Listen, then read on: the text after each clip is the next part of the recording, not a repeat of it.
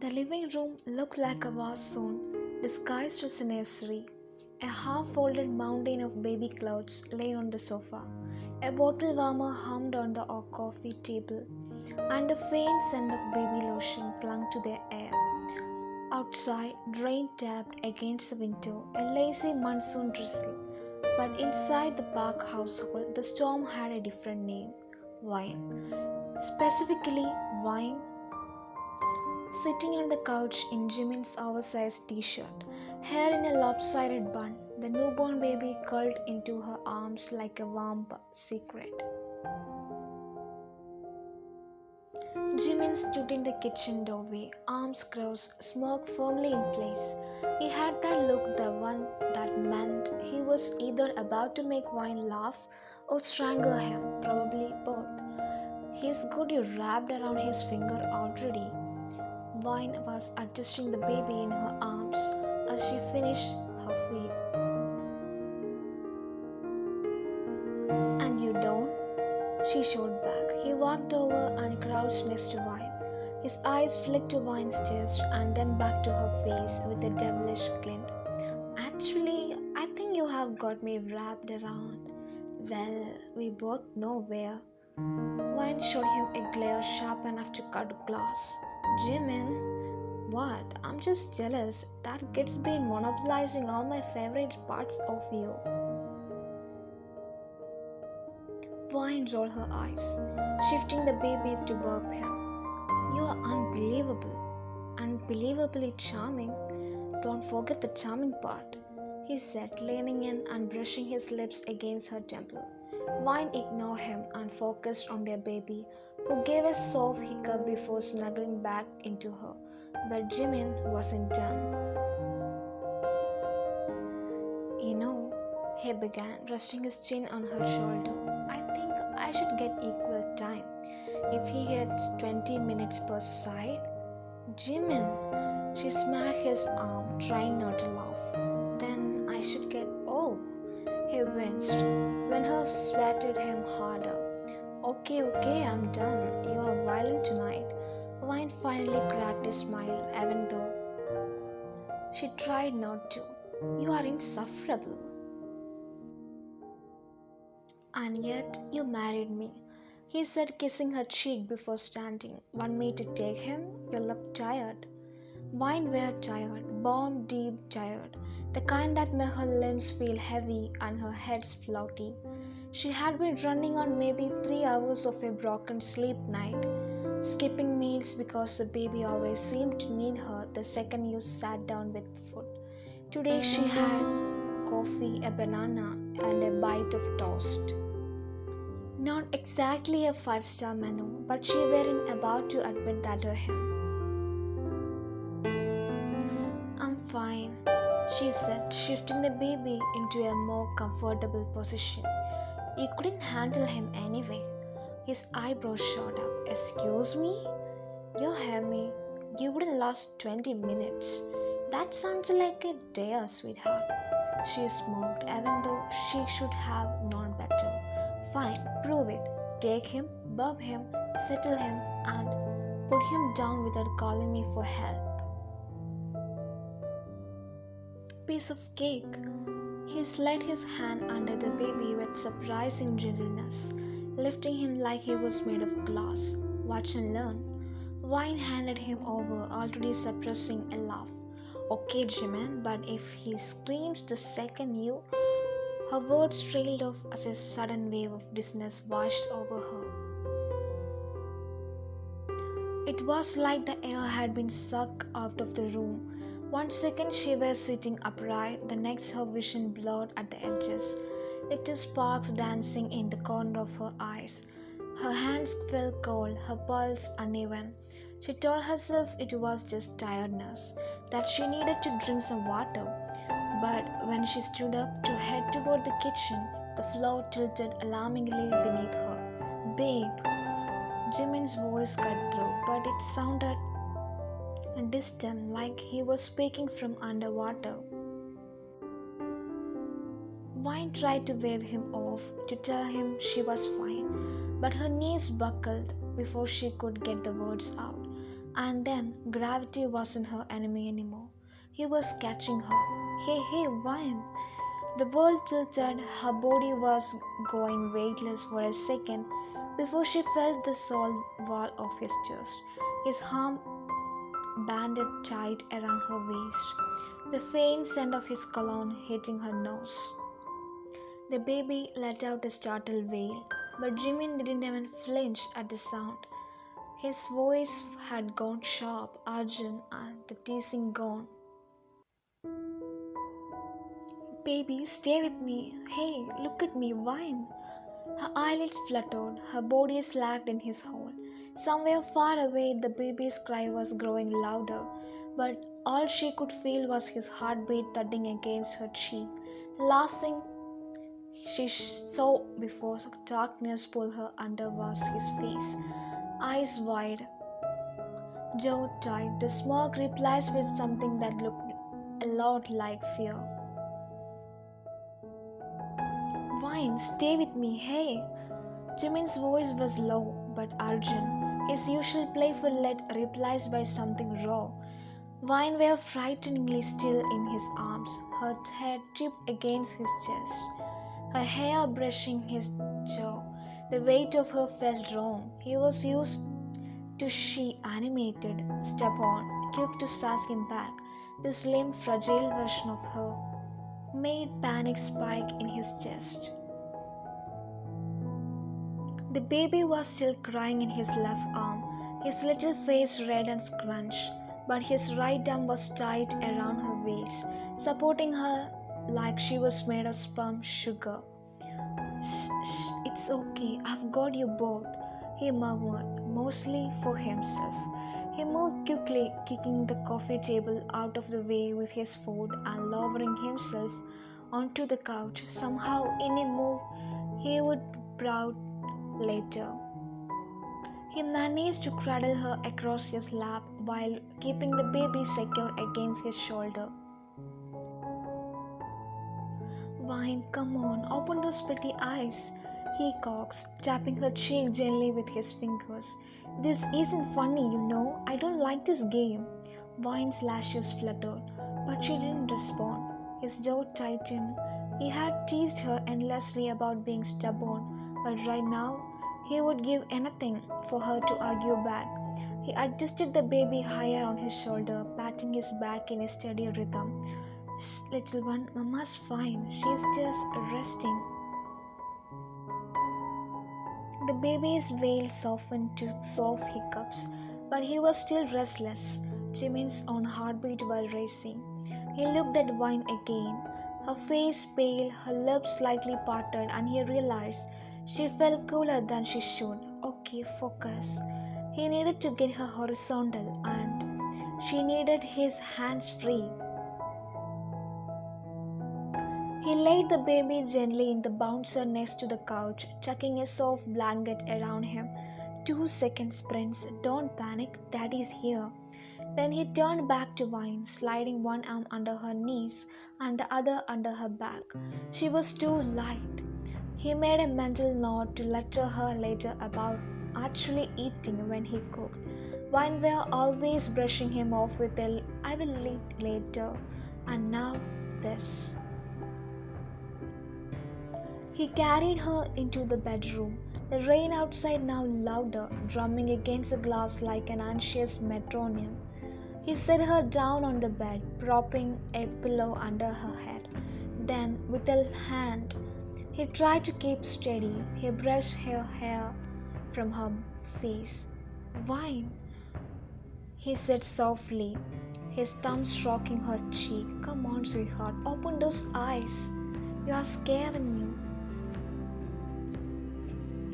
Vine groaned faintly, her brows knitting together, and his release was immediate, but it came with a dose of frustration. "You skipped lunch again, didn't you?" His voice was still gentle, but it carried that dangerous gnawing edge.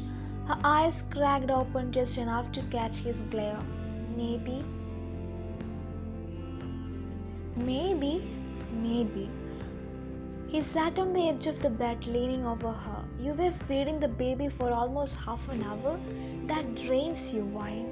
You can't just run on coffee and stubbornness. Wine gave him a weak smile. Didn't realize my dietitian also doubled as my husband. Don't try to be cute with me. You fainted into my arms. Do you have any idea what that felt like? My heart nearly. He stopped, beating back the rest, his Adam's apple bobbing. Wine's fingers curled weakly around his wrist. I'm okay, see, alive. Barely, he muttered, but his hand stayed over hers, squeezing. Just then, the baby let out a small cry from the living room. Jimin looked toward the door, then back at her, torn. I will go, she said, starting to push herself up. Oh no, you don't. He pressed her back against the pillow with one hand on her shoulder. You are not moving. I will get him. But no buts, mine. His eyes softened even as his tone stayed firm. You scared me half to death. You don't get to argue up right now. Wine gave him a more pout, but her body was too heavy to protest much. Bossy. Damn right, he said, leaning down to kiss her forehead before disappearing into the living room. When he returned, the baby was tucked against his chest, his tiny fingers gripping the fabric of his t-shirt. He looked effortlessly at ease, which annoyed Vine a little because she had been ready to watch him fail at the dare. Look at you, he murmured, half amused, half impressed. Told you I could handle him, he said smartly, settling on the bed beside her, although he is way better patient than his mother. Vine narrowed her eyes. Careful, Jimin, I may be weak now, but I will recover. Not before I make sure you eat something, he countered, and drink a whole glass of water, and maybe let me. Don't say babysit me, she warned. He smirked. Look after my gorgeous, stubborn wife like she deserves. Vine rolled her eyes, but the heat in his gaze made it hard to hold her gaze. You are ridiculous. And yet you married me. He repeated the same line he always used, but this time it was softer, more of a reminder than a joke. The baby sighed contentedly against him, and Vine felt her own breath slow. Maybe fainting into his arms wasn't the worst thing that could happen, not when he was looking at her like that. The next day, Vine woke up to the sound of soft rain and the distant aroma of ginger tea, strong enough to cut her through her gaze in her head. The baby monitor was on the nightstand humming faintly, and somewhere beyond the door, she could hear Jimin's voice, low and warm. When he came back into the room, he was balancing a tray in one hand and holding a water bottle in the other. The tray had steaming a cup of tea, a bowl of cut fruit, and what looked like two buttered parathas. I'm not hungry, she said automatically, even though her stomach betrayed her with a quiet rumble. His eyebrow arched in that infuriating way. Yes, you are. You nearly face-planted in the living room, remember? I didn't face-plant. You caught me before. Don't care. Eat. He set the tray down on her lap, adjusting the pillow behind her. Drink your water first. She stared at him. Since when do you give me orders? Since my wife decided to skip meals, drain herself feeding our baby, and then collapse into my arms like some damsel in distress. Vine made a face. You make it sound dramatic. It was dramatic. My heart is still recovering. He placed the water bottle in her hand and closed her fingers around it. Drink, Vine. Vine took a sip just to shut him up, but he leaned against the headboard next to her, watching Vine like a hawk until she had finished half the bottle. Better, he murmured, brushing her hair back. Go, you scared me. Vine softened a little at the genuine worry in his eyes. I'm fine now. You are not allowed to faint again, he said, dead serious. Oh, and how exactly do you plan to stop me? will keep you in bed. His lips quirked. Bed arrest. Wine blinked. Bed arrest isn't a thing. It is now. He took the empty bottle and set it aside, then picked up a piece of paratha, tearing it into a bite-sized piece. Open. Wine. Give him a look. I can't feed myself. Not taking chances. He held it up to her lips. Be a good. Wine bit into it with exaggerated annoyance, chewing slowly. You are enjoying this too much. Watching you eat after nearly scaring me to death. Yeah, I am. Also, his eyes flicked on her body and backed up with deliberate slowness. I kind of like you in bed. Wine choked on her bite. Jimin. What? I'm talking about how cozy you look, he said innocently, but the smoke gave him away. Wine narrowed his eyes. You are incorrigible. And you love me for it? He murmured, feeding her another piece. The baby's cry interrupted the moment she started to move, but Jimin placed a hand on her thigh to stop her. I will get him, you stay. Jimin, he leaned down until his face was inches from hers, his voice dropping. Sweetheart, I mean it. You move from this bed before I say so, and I will find a way to punish you. Her breath caught, not because she was intimidated, but because she knew exactly what kind of punishment he meant. His smoke told her she knew. Go get the baby, she muttered, hiding her smile. Yes, ma'am, he said, dropping a quick kiss on her lips before heading out. He came back moments later with their son tucked against his bare chest. Apparently, he had shed his t-shirt somewhere along the way. The sight of him, hair slightly messy, baby snuggled under his chin, sent a warm rush through her.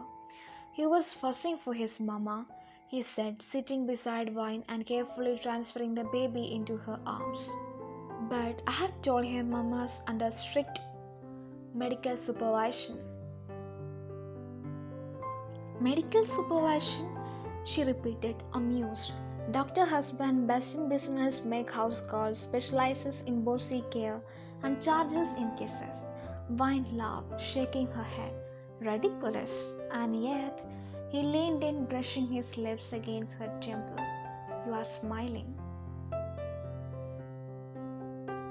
Jimin settled beside her again, his arm brushing against hers as she shifted the baby in her lap. She could feel his eyes on her, not just in a concerned, cusping way. What? She asked without looking up, smoothing the baby's hair. Just checking if you are breathing properly, he said innocently. You know, medical supervision? Wine smirked. Pretty sure you are enjoying this more than you're supposed to. Of course I am. I get to play doctor and keep my wife in bed. That's like jackpot territory. Vine gave him a pointed look. The only thing you have won is babysitting duty. Correction, daddy duty, he said proudly. And you are on mama duty from the comfort of this bed. No running around, no skipping meals, no I will eat later. He picked up a slice of mango from the tray and held it to her lips again. Vine hesitated, but his eyebrow rose in that don't test me way she knew too well. With a sigh, she leaned forward and took the bite. The sweetness burst over her tongue, but she hated how satisfied he looked. There, he said, was that too hard?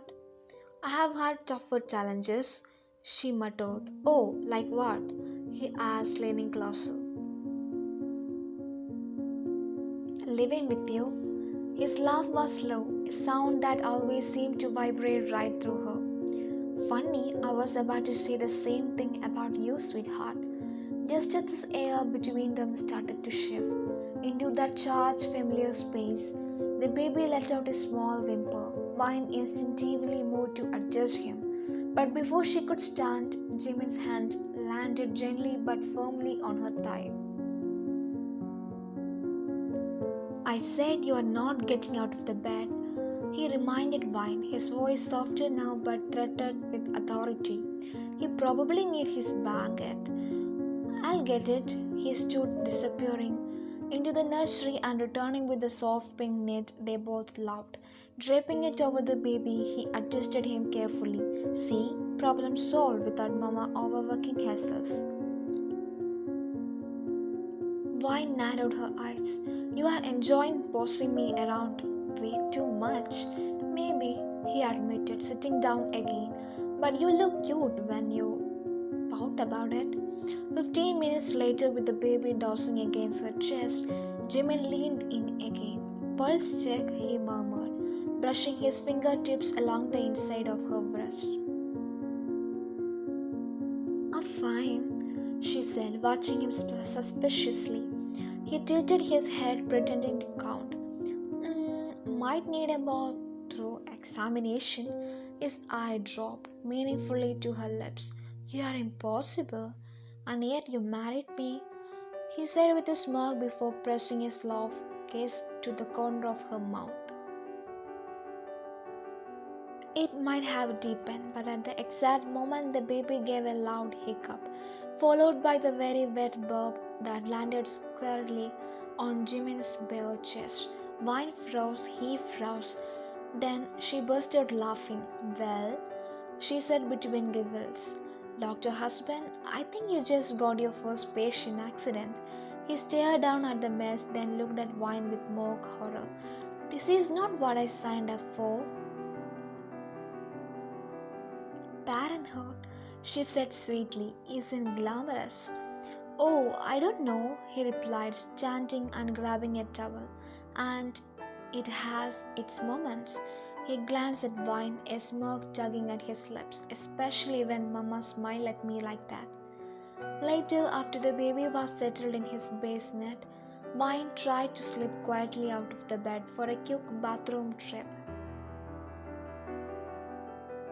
She made it as far as the doorway before a voice drawled behind her. And where do you think you're going, Miss Park? Vine turned to find Jimmy leaning against the wall, arms crossed, still shirtless, his smirk absolutely criminal. Bathroom, she said, trying to sound casual. His gaze traveled slowly from her messy hair down to her bare legs, peeking out from under his t-shirt. You know you are under bed arrest, right? It's a bathroom, Jimmy, not a triathlon. Still, you could faint in there, hit your head, break my heart. I would never recover. Vine groaned. You are ridiculous. He pushed off the wall, closing the space between her in 2 slow steps. Maybe, but I take my responsibilities seriously, especially when it comes to my gorgeous stubborn wife. And before she could retort, he scooped her up like when she fainted, ignoring her sweet call of protest and carrying her right back to the bed. You are insane, she muttered as he sat her down. Insanely in love with you, he corrected, pulling the blanket over her with infuriating gentleness. By late afternoon, the room smelled faintly of ginger, garlic, and coriander, the comforting scent of homemade soup. She had been trying to convince Jimin all day that she is fine, but he wasn't having it. Soup, he declared as he walked in with a tray, settling it on the nightstand like it was a royal feast. I could have gone to the kitchen, Vine protested, adjusting the pillow behind her. Nope. He sat on the bed, cross-legged, still in the loose grey t-shirt that clung in his just right place. You are still on the house arrest. Bed arrest, actually. Vine rolled her eyes. You mean prison? He grinned. Prison with free meals and excellent company? You are welcome. He picked up the bowl, steam curling into the air, and held the spoon toward her. Open up. I'm not a toddler, she muttered. Then stop pouting and take a bite. Vine gave him a stare that should have withered him on the spot, but he just raised one eyebrow. That infuriating challenge in his eyes. With a dramatic sigh, she leaned forward and took a spoonful. The soup was rich, warm, perfect seasoned. She hated how good it was. See, he said smugly, Dr. Husband knows what he is good doing. Wine smirk, or maybe you are just overreacting. His gaze dropped out to her lips as he scooped another spoonful.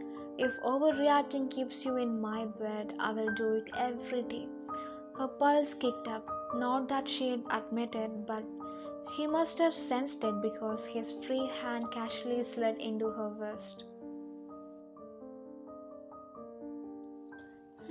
He brushed his thumb lightly over the inside of it, pretending to count.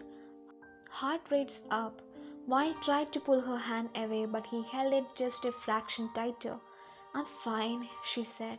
His voice dropped. I know you are, but checking your pulse gave me an excuse to touch you. Before she could come up with a reply, the baby monitor crackled and then a wail began. Jimin groaned. Of course he chooses this exact moment. He is good at timing, she teased. He stood muttering under his breath and disappeared into the nursery. Moments later he returned with the baby in his arms, his tiny face scrunched up in outrage. He's hungry, he said, passing him to her like a precious package.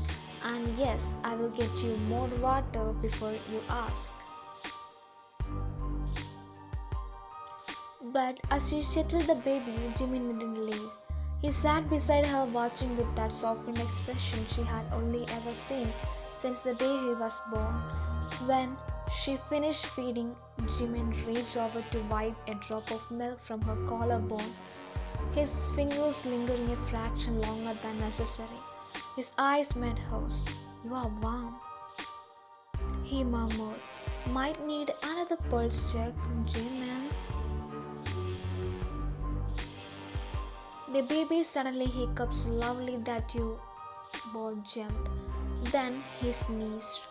Then, in the most perfect time betrayal possible, he spit up straight into his thigh this time. Vine's laugh escaped before she could stop it. Guess the patient changed again. He looked down at the mess, then up at Vines with mock severity. Fine, but you're still not moving from this bed, even if I am covered in baby spit. The next day the sun had up for hours, but neither of them had made it out of the bedroom, and not because they were lazy or no. It was because every time she tried to get up, he found a reason to pull her back. You are not going anywhere, he murmured against her neck. His morning voice dripped with that dangerous mix of sleep and mischief. His arm was banded around her waist like a steel chain, and every time she shifted, he tightened it, burying his face in her hair. Vine laughed softly. The baby's awake, mister. The baby is with my mom. You are with me. He tilted his head, kissing just under the toe. And I'm not done making sure you're okay. Her fainting spell from the day before yesterday still lingered in his mind like a warning siren. She could feel it in the way his touches were extra careful, the way his eyes searched for her every few seconds, like he was memorizing every breath she took. I'm fine, she whispered, cupping his jaw. Stop worrying. Nope, he said simply, flipping onto his back and pulling her on top of him. You scared the hell out of me. Now I'm not going to let you go. I'm going to make for lost cuddling time. Wine grinned. You mean lost flirting time? Same thing. His fingers slid into her hair, lazily massaging her scalp. Also, I have doctor's orders to keep my wife happy in bed. Which doctor? She teased. Me, Dr. Husband, MBBS, making beautiful baby specialist. Wine smacked his chest, but she was laughing so hard it didn't even count as punishment. Wine stayed on the bed and closed her eyes for a few more minutes, but when she woke up, the scene was different than before. She frowned, sitting up slowly. What on earth? Before she could swing her legs off the bed, the door creaked open, and there he was, her husband, balancing a tray with exaggerated care like he was carrying the crown jewels. His hair was still messy from sleep, and he was wearing her favorite black t-shirt, which she knew he was stolen from her laundry pile. He caught her gaze and smirked. Ah, sleeping beauty awakeness. Thought I would have to kiss you awake. Wine narrowed her eyes. And risk me failing again? How considerate. His smirk deepened as he set the tray down on her lap. French toast, honey drizzle, strawberries, and before you get suspicious, no, it's not poison. Wine raised an eyebrow. Why do I now feel like there is a catch to this husbandly devotional? He leaned against the headboard, eyes sparkling. Maybe I'm just being nice to my wife who almost gave me a heart attack. Then his voice dropped into a slow, teasing rumble. Or maybe I'm trying to butter you up, literally. Wine tried to suppress a laugh and failed. You are ridiculous. And yet you... No need to finish it. I know what you're going to say. She chuckled. Halfway through the breakfast, Wine noticed him watching her move eating. His gaze kept dripping from her eyes to her lips, and every time she caught him, he gave a tiny, infuriating smirk. So naturally, she picked up a bit of honey-drizzled toast, leaned forward and accidentally smeared a little honey on the corner of his mouth. Oh no, clumsy me, she said utterly unconvincing. He didn't even flinch. In fact, he licked it off slowly, eyes locked on hers the whole time. Careful, sweetheart. You start something like that, you would better be ready to finish it. Wine swallowed hard. Breakfast suddenly felt warmer. And that's when the newborn started crying from the nursery, perfectly timed to shatter the tension. He groaned dramatically. Your son has the worst timing. Wine showed him a look. Our son? And go get him before I faint again. With a grin and a quick kiss to her honey lips, he disappeared into the nursery, leaving her breathless, not from fainting this time, but from the dangerous mix of tenderness and heat in the man's smile.